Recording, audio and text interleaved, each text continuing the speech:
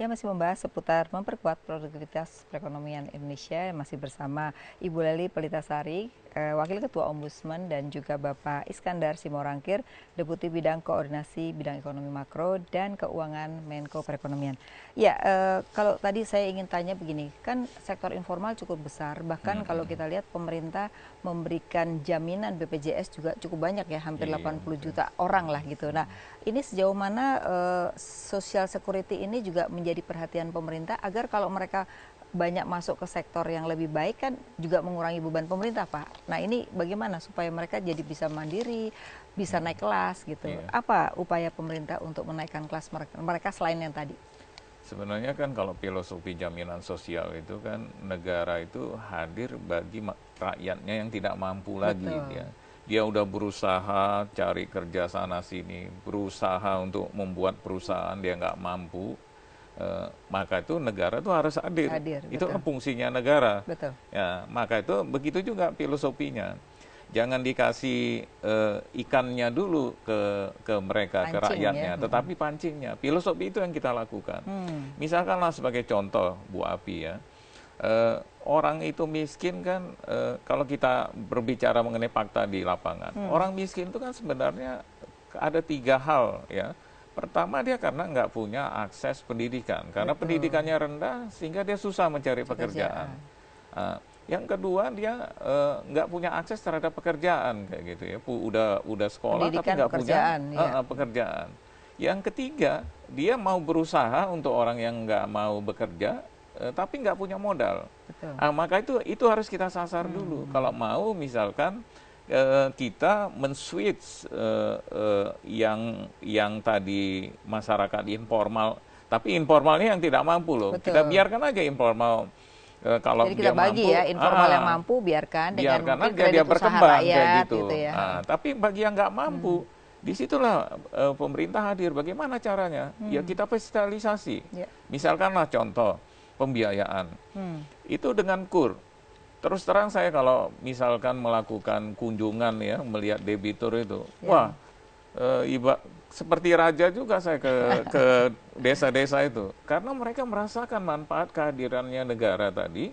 Itu mereka bercerita, dia tunjukkan fotonya, gimana Pak saya sebelum dapat modal, ini rumah saya kayak gedek gitu ya. Sekarang udah mulai bagus gitu ya. Bahkan punya mobil katanya. Ini salah satu contoh maksud saya, kita fasilitasi. Kalau dia kurang pembiayaan, kita fasilitasi dengan cara memberikan akses dia terhadap pembiayaan tadi. Salah satunya misalkan dengan KUR dengan suku bunga 7%. Atau misalkan tadi dia ingin bekerja tapi skillnya rendah. Kita lakukan fasilitasi untuk jembatan. Jadi, dia masuk pasar kerja dengan cara polisinya sekarang udah mulai ke arah sana ya. Penyediaan kerja, mereka supaya jembatan harus kita sediakan untuk mereka. Nah, Bu Lely, kalau kita bicara bukan hanya pekerjaan sektor formal informal, tapi ini ada tuntutan. Di mana sekarang kalau kita lihat tuntutan peningkatan ekspor, ya kan? Nah, peningkatan ekspor ini dalam rangka bukan apa-apa. Devisa kita juga semakin baik, tapi kan problema kita adalah problema bicara produktivitas itu bicara tentang economic of scale. Nah, ini menjadi menarik karena kalau kita melihat sekarang kebanyakan mereka itu berkelompok-kelompok, bahkan di desa-desa ataupun daerah itu seolah-olah ingin berkelompok sendiri, tidak berkolaborasi. Nah, era sekarang kan sudah harus dirubah nih. Bagaimana mereka berkolaborasi menjadi satu kelompok besar sehingga harga mereka bisa lebih murah, bisa kompetitif gitu. Nah, ini era ini yang kelihatannya belum muncul secara entah itu desa, entah itu kabupaten kota gitu. Nah, ini bagaimana memunculkan supaya juga tidak hanya sekedar membantu informal formal, tapi membantu negara dalam mendapatkan devisa. Iya, dari sebuah komunitas yang tadi economics of scale-nya kecil ya Bu ya, itu kalau kita lihat sekarang mungkin kasuistik lah, baru beberapa tempat begitu ya, beberapa yang kemudian mencoba diformalkan dalam bentuk misalnya desa-desa industri tertentu. BUMDes itu ya, Badan Usaha Desa kemudian, dengan Prukadesnya. Yang menarik nih baru beberapa hari ini kita coba lihat inflasi kalau diperbandingkan pedesaan dan perkotaan. Ada pertanyaan begini, ini dana desa begitu banyak digelontorkan ya Pak ya ke 60 masing-masing. triliun. Iya, kira-kira ini sebetulnya efektivitas seperti apa? Kan yang diharapkan dengan dana desa ini salah satunya membentuk sebuah sistem baru di masyarakat yang mereka kemudian ini menjadi kelembagaan baru yang bicara tentang daya saing sebenarnya ya, meningkatkan ya. economic skill-nya mereka. Jadi sebetulnya upaya melalui ini sudah bisa kita lihat sebagai upaya baru, tetapi bagaimana dana desa ini bisa dioptimalkan dengan sebuah direction, sebuah arahan yang jelas tentang apa yang harus dilakukan dengan ini, sehingga ini bukan hanya menjadi sebuah upaya pemerintah meningkatkan performa secara fisik misalnya, infrastruktur dan segala macam, tetapi juga secara keseluruhan meningkatkan pemberdayaan perekonomian, masyarakat ya, pemberdayaan penting masyarakat. Jadi saya kira optimasi dari itu. Artinya di sana banyak hal lah ya, kemudian pengawasannya dan segala macam supaya dia betul-betul tepat sasaran. Kemudian yang kedua, sekali lagi tadi mungkin pengembangan kelembagaan sosial ekonomi ini menjadi sebuah instrumen. Karena kalau itu gagal gitu kira-kira, maka tadi apa yang disebut Bu Afi sebagai social security juga akan terancam. Masyarakat yang udah informal nggak bisa mengakses pula gitu kan, BPJS kesehatan, BPJS ketenagakerjaan begitu. Nah ini yang menjadi PR, sehingga memang harus betul-betul dikawal lah kira-kira gitu ya, upaya-upaya semacam ini. Kalau kita bicara sektoril lah begitu, bagaimana petani misalnya, untuk sektor pertanian itu kan selama ini dibentuk dalam sebuah kelompok-kelompok tani gitu ya, gapoktan begitu, dan ini sebetulnya sebuah upaya itu yang baru, harusnya lebih tinggi lagi ya skalanya ya, mereka berasosiasi. Misalnya kalau dalam penggilingan padi mereka sudah punya perhimpunan gitu ya. Nah itu di support oleh pemerintah dengan regulasi-regulasi yang memadai, sehingga mereka bisa mengembangkan ya. Nah Pak, ini apa yang dikatakan Bu Lely tadi, itu seringkali gini, ada dilematis ya. Dilematisnya begini, kalau bantuan pemerintah itu datang terus, itu namanya kalau disebut petani merpati Pak. Jadi kalau ada bantuan dia datang, kalau nggak ada bantuan dia baru lari.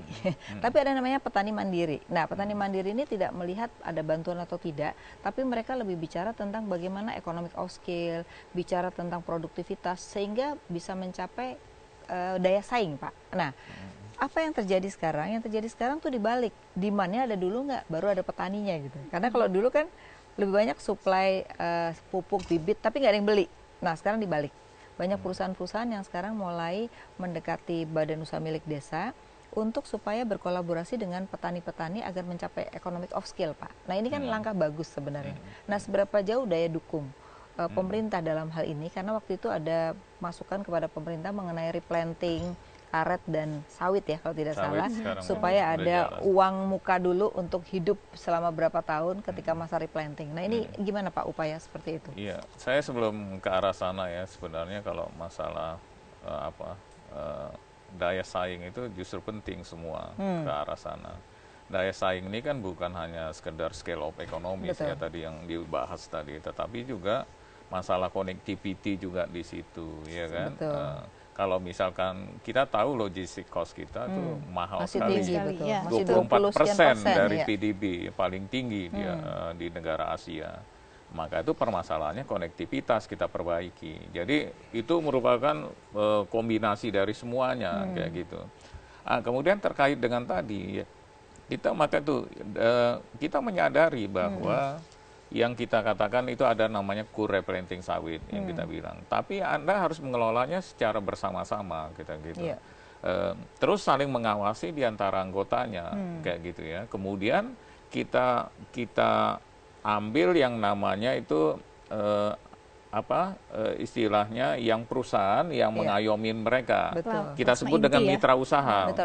Jangan bukan yang off-taker, bukan. Mitra usaha. Dia menyediakan menyediakan bibit yang bagus ya. Kemudian nanti pada saat menjual nanti panennya itu harganya tetap tinggi. Itu fungsi daripada mitra kita bilang. Itu persyaratan untuk mendapatkan dia replanting sawit. Itu per kelompok dia. Nah ini kan itu yang kita lakukan. Informalnya jadi lebih bagus dong artinya ya kan? Kalau saya sih sebenarnya bukan masalah formal dan informal sebenarnya ya. Sebenarnya yang terpenting bagi kita bagaimana meningkatkan taraf hidup rakyat kita. Betul, kok, ya kan? setuju. Maksud saya kan ini kan orang masih mengistilahkan informal itu gitu loh. Maka tuh kita kadang suka dikotomi itu kan, terlalu dikotomi itu informal dan formal gitu ya. Karena ya, di BPS masih gitu Pak, ada formal dan informal. maka itu perlu kita rubah tuh sebenarnya tuh. Harus yang nggak di-reform. pas, masa dikotomi banget kita antara informal dan formal, nggak perlulah kita dikotomi ya. Ya harusnya semua kita catat itu, Ya, semua rakyat kita ngapain itu harus kita Harus catat. dicatat. Berarti kalau masih ada yang model pola kayak gitu, ada yang nggak benar itu di dalam pencatatannya ya kan. Betul. Jadi artinya bahwa memang ke depan ini kita harus bicara tentang kemitraan yang paling Iya, banyak ya. betul. Karena kalau tanpa bermitra rasa-rasanya kita sulit untuk meningkatkan produktivitas nasional ya sebenarnya gitu ya Bu Leli ya. Nah Bu Leli kalau melihat hal ini kan seringkali juga banyak banyak tantangan. Tadi salah satunya adalah birokrasi merasa makin dipotong, mereka yang biasa dapat enggak. Bukan hanya itu, perusahaan yang broker-broker, ya kan, itu kan juga akan hilang gitu. Nah ini kan juga akan biasanya dilematis gitu loh untuk melakukan ini. Nah gimana nih supaya tetap ada perubahan tapi smooth juga orang-orang yang kehilangan ini juga akan mampu mendukung ya Pak ya. Jangan tadi yang Bapak bilang tuh jangan-jangan malah ngelapor ke ombudsman nih orang-orang yang nggak gini. Nah itu gimana nih Bu Leli? Ya, upaya pembenahan itu memang di mana-mana pasti Ada pro menghadapi kontra ya tantangan, pasti ya. betul. Tapi yang jelas once pemerintah mengeluarkan regulasi itu menurut saya memang harus diimbangi dengan langkah-langkah antisipasi tadi. Katakanlah tadi OSS misalnya, bagaimana RT RW kemudian harus sudah ini ya Pak di pemerintah daerah itu sudah lebih jelas kebijakannya. Karena apa? Begitu akses OSS ini bisa langsung dilakukan atau validasinya tidak lagi faktual, verifikasi faktual oleh yang selama ini dilakukan katakanlah oleh PTSP dan segala macam, kan itu langsung otomatis dengan mengasumsikan bahwa seluruh suprasistemnya, pendukungnya itu sudah siap. Jalan. Nah ini yang masalah ketika ternyata masih ada miss data antara RT RW dengan yang kemudian diberikan melalui sistem OSS ini. RDTR, Nah, tata ruang itu itu. Pak. Jadi memang tata ruang itu harus jelas. Tata ruang kemudian kita beralih ke reforma agraria kita deh gitu. Ya mungkin kalau mau bicara sampai tahun ini masih bagi-bagi Belum sertifikat. ya? Harusnya kan masih ada 2 lagi program RA yang belum menjadi PR. Baik, Bu Leli, nanti kita akan sebagai akhirnya kita juga harus memberikan masukan apa saja sih sebenarnya supaya yang sudah jalan bisa dilanjutkan dan dilanjutkan ini punya hasil yang optimal buat masyarakat ya dan juga bangsa pastinya ya. Nah, pemirsa jangan kemana-mana, tetap di Economic Lounge with Isay.